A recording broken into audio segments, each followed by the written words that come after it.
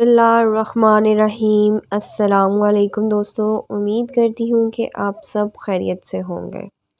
گاڑی کوئی 10 کوس چلی ہوگی کہ ایک خاتون نے شور مچا دیا کہ اس کی شلوار میں سانپ گھس گیا ہے۔ خاتون مستقل شور مچا رہی تھی اور کہتی جا رہی تھی کہ بچاؤ، بچاؤ، مجھے سانپ کاٹ کھائے گا۔ سانپ اگر تھا تو نہ کاٹ رہا تھا اور نہ ہی خاتون کی جان چھوڑ رہا تھا۔ عورت ذات تھی، مردوں کا اس کے جسم کو ہاتھ لگانا مناسب نہ تھا۔ آخرکار بس روکی گئی اور خواتین کے حوصلے اور ہمت سے سانپ والی خاتون کو سڑک پر اتارا گیا۔ وہ بہت زور سے چیخیں مار رہی تھی۔ سڑک کے کنارے دیہاتی لباس میں ایک نوجوان آدمی کھڑا تھا۔ ہاتھ میں ایک درمیانے سائز کا بکسا تھا۔ وہ بھی اس تماشے کو دیکھنے والوں میں شریک ہو گیا۔ سانپ والی خاتون کو خاتونوں نے نیچے لٹا دیا اور ایک چھڑی سے شلوار کے اوپر وار شروع کر دیا۔ سانپ نے اندازہ لگا لیا کہ باہر سے اس کے دشمن کھڑے ہیں، اس لیے وہ باہر آنے پر تیار نہ تھا۔ بہرحال جب وار شدت اختیار کر گئے تو سانپ نے شلوار سے سر نکالا اور آہستہ سے باہر آ گیا۔ یہ ایک سیاہ رنگ کا کوبرا سانپ تھا جس کا ڈسا ہوا پانی نہیں مانگتا۔ اس طرح کا سانپ اگر ہاتھی کو کاٹ لے تو وہ چند منٹ میں ہلاک ہو جاتا ہے۔ سانپ کی حیات سے سب لوگ دہشت زدہ ہو گئے۔ کسی کی ہمت نہ پڑی کہ اس کے نزدیک جائے۔ سب کی قوت فیصلہ جواب دے چکی تھی۔ سانپ کو کیسے مارا جائے؟ اس کے اوپر سے بس گزاری جائے یا انتظار کیا جائے کہ وہ خود اپنا رخ بدل لے؟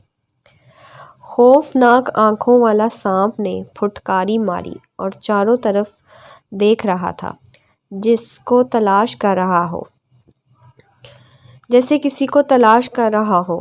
دیہاتی نوجوان جس نے بکسا پکڑا ہوا تھا سانپ سے کافی دور تھا اور بظاہر اس صورتحال سے محفوظ تھا۔ بس کا ایک مسافر نے دعویٰ کیا کہ اسے ایک دم آتا ہے جس سے سانپ اندھا ہو جائے گا، پھر اس کو آرام سے مار سکیں گے۔ مسافر نے جو سانپ سے 20 فٹ کے فاصلے پر تھا دم پڑنا شروع کیا۔ ابھی چند لمحے گزرے تھے کہ سانپ نے ایک زوردار پھونک مار کر دم کرنے والے مسافر کو زمین پر گرا دیا۔ سانپ کی پھنکار سے اس کا رنگ زرد پڑ گیا۔ وہ دم کرنا بھول گیا اور بھاگ کر بس میں بیٹھ گیا۔ اب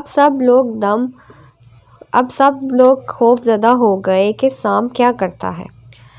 جس خاتون سے ابتدا ہوئی تھی اس سے سانپ نے قطعاً کچھ نہ کہا تھا۔ وہ پتھر پر بیٹھی ڈرامے کی طرح یہ سب ماجرا دیکھ رہی تھی۔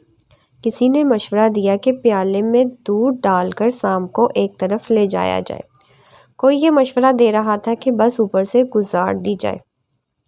یہ سب باتیں جاری تھیں کہ سانپ اپنی جگہ سے ہلا اور سیدھا بکسے والے دیہاتی نوجوان کی جانب چلا گیا۔ چند لمحے میں وہ نوجوان کے بالکل قریب پہنچ گیا۔ اب سانپ اتنا قریب تھا کہ نوجوان بھاگ بھی نہ سکتا تھا۔ دیہاتی نوجوان کا رنگ زرد تھا اور ہوش اڑے ہوئے۔ اس کا یہ خیال تھا کہ سانپ اس کو کاٹ لے گا۔ نوجوان نے ایک چیخ ماری اور چند لمحے میں اس کا جسم نیلا پڑ گیا۔ اسے تڑپتا ہوا شکار کو چھوڑ کر سانپ ایک طرف کو چل نکلا اور ایسا غائب ہوا جیسے کبھی وہاں تھا ہی نہیں۔ آن کی آن میں نوجوان کے منہ سے جھاگ نکلنے لگی اور دیکھتے ہی دیکھتے اس نے دم توڑ دیا۔ وہ کون تھا اور اس کی لاش کو کہاں پہنچایا جائے، اس کے لیے تھوڑی سی جانکاری ضروری تھی۔ پرائے سامان کو ہاتھ لگانا ویسے تو مناسب نہ تھا، مگر نوجوان کے جسم پر کوئی ایسا قابل نشان تک نہ تھا جس سے پتہ چل سکے کہ وہ کون ہے، کہاں رہتا ہے، کدھر سے آیا ہے۔ مجبوراً اس کے بکسے کو کھول دیا گیا تاکہ اس میں سے اس کا اتا پتہ معلوم کیا جائے۔ جب بکسا کھولا گیا لوگوں کی چیخیں مار کر برا حال ہو گیا۔ دیکھیں تو صحیح بکسے میں کیا تھا۔ بکسے میں کٹی ہوئی 2 بازو موجود تھے۔ بازو میں پھنسے ہوئے سونے کی 8 چوڑیاں تھیں۔ ऐसा दिखता था कि नौजवान ने कहीं डाका मारा हो और बाजुओं समेत ही, चूड़ियों समेत ही बाजू काट लिए हों। मजबूरन कहीं तक बाजू कटकर बक्से में रखे हुए थे। अब आराम से ये सोचकर कि कहीं आराम से बैठकर चूड़ियाँ बाजुओं में से उतार लूँगा और कोई मुनासिब जगह देखकर बाजुओं को फेंक दूँगा। इतनी देर में नज़दीकी थाने में ऐलान हुआ। पता चला कि अभी अभी वारदात हुई है और किसी ने सोना और दीगर अशियाओं को लूट लिया है। एक औरत के बाजू काट लिए हैं।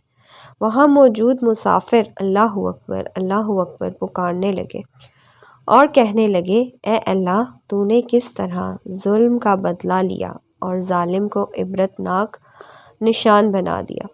दोस्तों, अगर आपको मेरी वीडियो पसंद आए तो वीडियो को एक लाइक करिएगा, चैनल को सब्सक्राइब करिएगा और इस तरह की मज़ीद सबक आमूज़ वीडियोस देखने के लिए बेल के आइकन को प्रेस कर लें।